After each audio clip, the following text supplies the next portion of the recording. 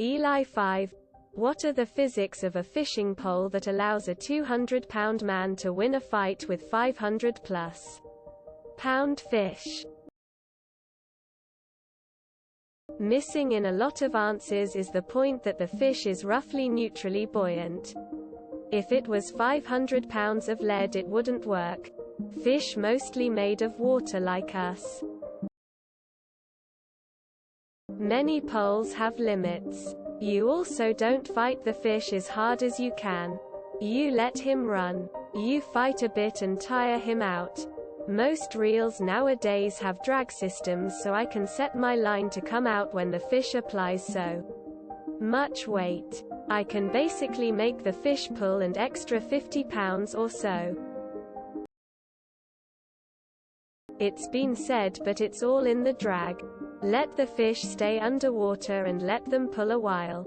It can be 10 minutes or it can be an hour. That's the fight. Once it's tired itself out, it's just like hauling a log out of the water. Grab it with a gaff hook and haul it in the boat. You'll need a hand or two for a monster fish. It better be something worth eating if you're going to gaff it though. Should be noted that if you go after the big fish on a boat, they use a special chair that you are strapped into. You are attached to the ground with your feet, and have a lever in the fishing pole. The fish is pushing against water. A fish in the water doesn't weigh 500 pounds. One is fighting the strength of the fish more than the weight. The fish has nothing to push against but water. The man is standing on solid ground or a boat. In addition, poles for fish that big are set to allow line to play out with some resistance. And reeling in just raises that resistance. It's not like the fish is just pulling on a taut rope attached to the human. It takes a long time for the fish to tire itself out as the human reels it in.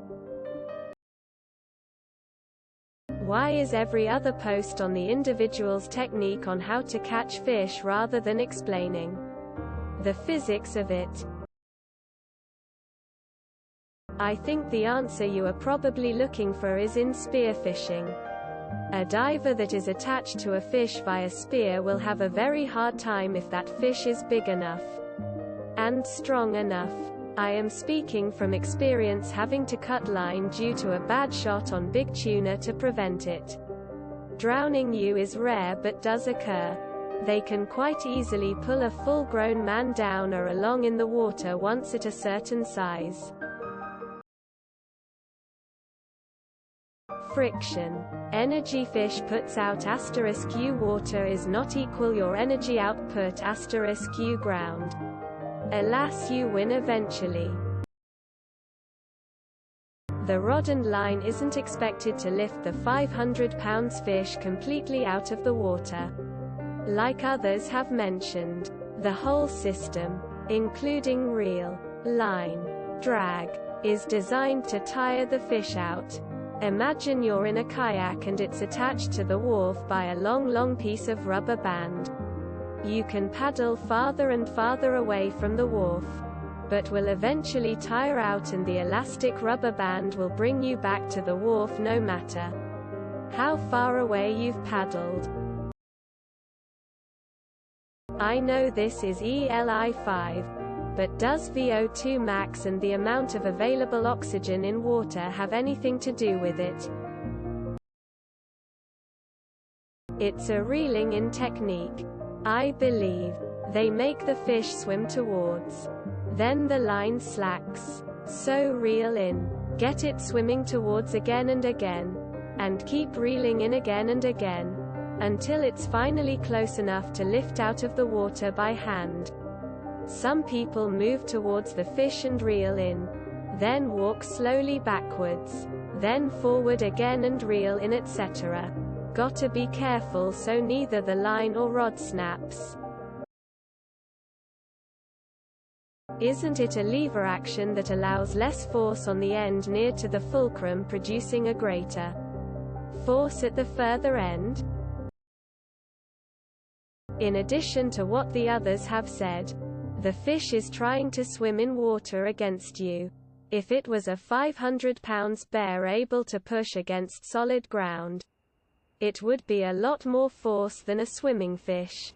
Snorkel fishing is a thing, and it puts you on an even playing field, leaving me to wonder how a 5-pound fish can pull a 200-pound human around so much. Imagine you're playing tug of war. If you're going against two boys or girls of your own weight, you'll still win if the other two have to swim. They have nothing to brace against. Just also want to add that the fish might weigh X amount, but they aren't stones. They are buoyant, not just a dead weight. The same reason a 500-pound man would not easily win against an average weight man in boxing. The big dude tires fast and then it is easy win. The weight of the fish is not relevant. It is the power with which he can try to resist the fish's pulling action. It is a bit like pulling an object. You are not really pulling the entire weight of the object but rather just pulling enough to overcome the friction between the object and the surface. Lots of good answers here about drag and fatigue. There's one other thing to add, and that's that a fish swims forward. The fact of hooking it in the mouth, well ahead of its center of gravity, means the line pressure is usually not directly backward. The leverage of the line pulls fish somewhat to the side, exerting pressure that reduces the efficiency of its swimming. Imagine trying to run straight forward while somebody is running behind you tugging on your left shoulder. Might be obvious, but an object outside of water wins against objects inside water. If the man was inside the water, he'd lose. If the fish was instead a tiger, the tiger would overpower the guy easily. Almost unbreakable line. Reverse the boat reel in the slack, then gaff it.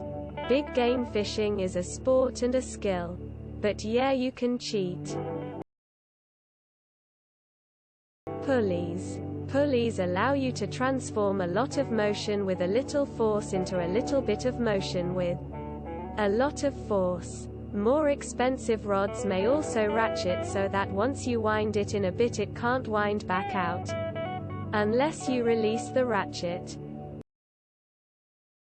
It's not so much the pole as it is the line and reel. You don't just haul on the fish once hooked. You have to play it, letting line out, then feeling in the slack until the fish tires out. Then you can bring it in alongside the boat and haul it aboard with a gaff, a long pole with a hook on the end. Same thing that's allowed us to kill game that's much larger than us for so long. Endurance. Endurance is our unique trait. Besides large brains, that allowed us to get to a point where we could outrun every other creature over time. The same applies to our upper body. There's still tribes in Africa where they simply hunt animals at a leisurely pace until the animals exhaust themselves. We're two-legged, so we use half as much energy to propel ourselves. Women fish too. So can we add that in the equation? I would compare it to planking. Holding yourself in a plank pose isn't that hard for the first few seconds. Then it gets a lot harder. Then it gets freaking impossible. That's basically what the hook and line do to fish. The fish can run for a bit. Then it gets tired. And fighting gets harder for it to do. Then it gets exhausted and just had to give up. Then you can haul it in. Doesn't it have something to do with the 200 pounds man being on a boat that weighs more than the 500 pounds fish too? A 200-pound tuna fighting against a 200-pound human only has water to pull with. The human has a boat deck and the gunwale to place his feet against. The short sidewall. A 200-pound tuna is very muscular. And if the human was swimming with a fishing pole, it would be no contest. Think of it like this. You are swimming in the ocean and a child throws you a rope. You weigh far more than the child. The child pulls the rope. You try and swim away but you only have water to grab onto. The child has dry land. You tire out and stop being able to swim away even a little. The kid pulls you in. FYI. Pole. Has no reel rod. Has a reel. The two terms are not interchangeable. Big game fishing in itself is an impressive feat. But try catching a 6 pounds brown trout on 8x. 1.5 pounds to 1.75 pounds test. Tippet and a size 28 midge lava fly. The principles are the same and maybe even more nerve-wracking. A 500 pounds fish doesn't weigh 500 pounds when in the water. The buoyancy of the fish is about neutral. The fish doesn't sink like a rock. It almost floats. But not quite. All you actually fight is THS strength of the fish. Mechanical advantage sure to the fishing pole's flex and the reel. Such physics give the human leverage like using a hand truck. To add to other answers, the fish might be 500 plus pounds. But the force needed to move it isn't equal to its weight since the fish is in liquid water.